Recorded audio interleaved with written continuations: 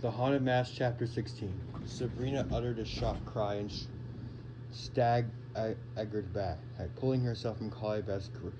Carly Beth, she sputtered. What has happened to me? Carly Beth wondered, grasping in horror at her friend. Why did I do that? Gotcha? Carly Beth exclaimed, laughter. You should have seen the look on your face, Sabrina. Did you really think I was choking you? Sabrina rubbed her neck with one silver-gloved hand. She frowned at her friend. That was a joke? You scared me to death, Carly Beth laughed again. Just keeping in character, she said lightly.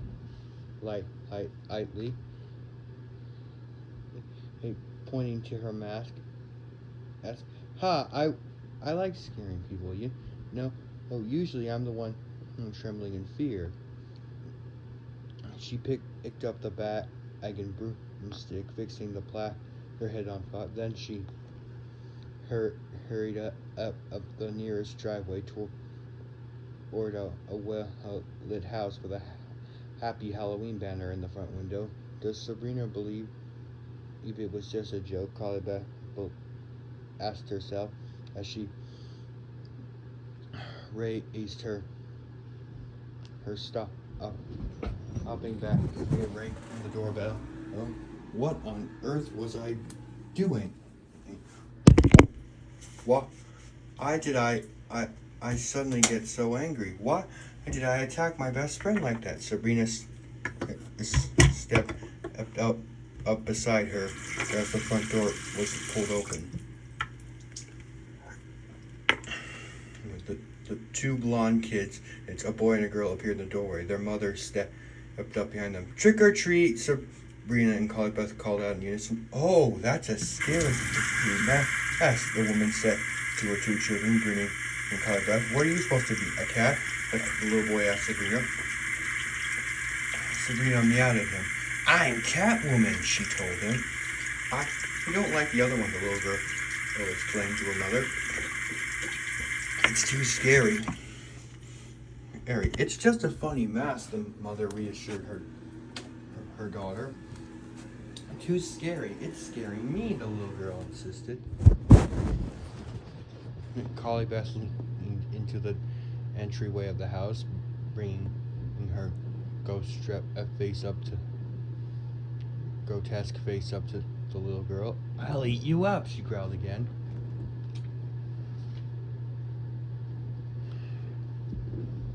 The little girl screamed and disappeared into the house.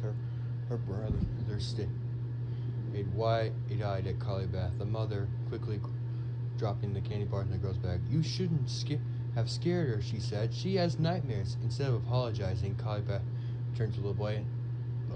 I'll eat you up too, she snarled. Hey, stop, the woman protested. Carly Beth laughed a deep-throated laughter. Jumped out the porch and took across the street. What? How did you do that? She asked as they made the way across the street. Why did you scare those kids like that? The mask made me do it, she replied. She meant it as a joke, but the thought trembled her mind. As the next few houses, Carly Beth had hung back and let Sabrina do the talking. At one house, a middle-aged man in a torn blue sweater prepared to be scary ear to Carly Beth's mask.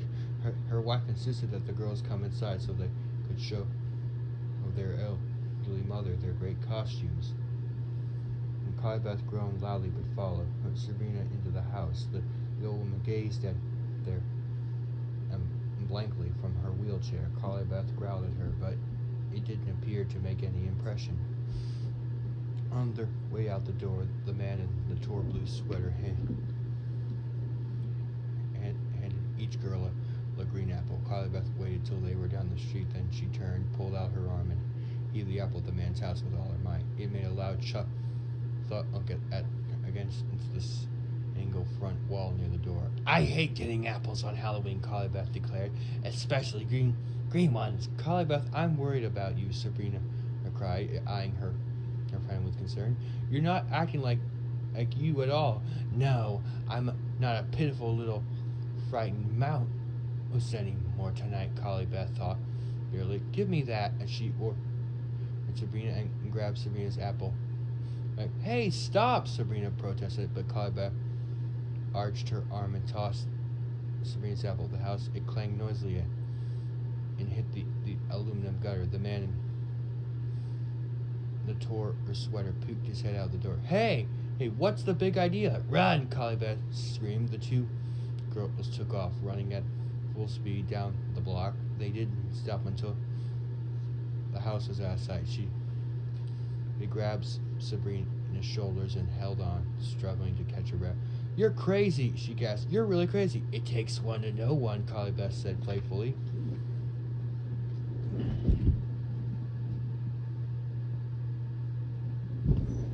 They both left. Collie Beth searched about, looking for Chuck and Steve. She saw a small group of costume kids huddled together at the corner, but at no sign of the two boys. Smaller houses jabbed closer together and up the two sides of the block. Let's split up, Collie Beth suggested, leaning against the broomstick. We'll get more candy that way. Sabrina frowned at her friend, even eyeing her suspiciously. Collie Beth, you don't even like candy, she exclaimed, but Collie Beth was already running up the driveway to the first house. Her sculptured head bobbled wildly on its broomstick. This is my night, Collie Beth thought, except the candy bought from the smiling woman who answered the door. My night, she felt a tinge of excitement she'd never felt before, and the strange feeling she couldn't describe. A hunger. A few minutes later, her shopping bag started to feel heavy. She came to the block.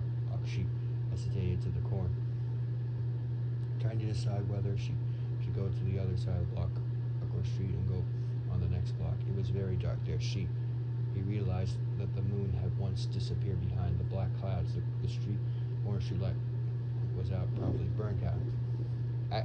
Across the street, 4 young trick-or-treaters were giggling as they approached the house with a jack-o'-lantern on the porch. Collie Beth, in the darkness, she heard the boys' voices.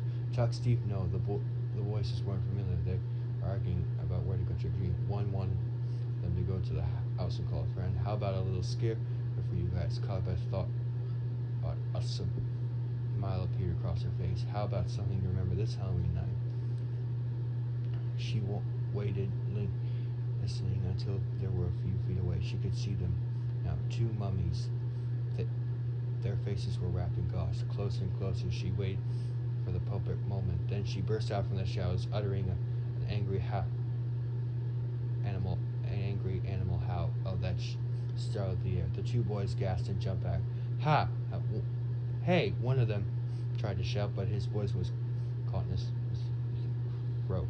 But the other one, dropping his candy bag as he started to pick it up. Collie Beth moved quickly. She grabbed the bag from his hand, jerked it away from him, said to her, "Come back! That's mine! Hey!"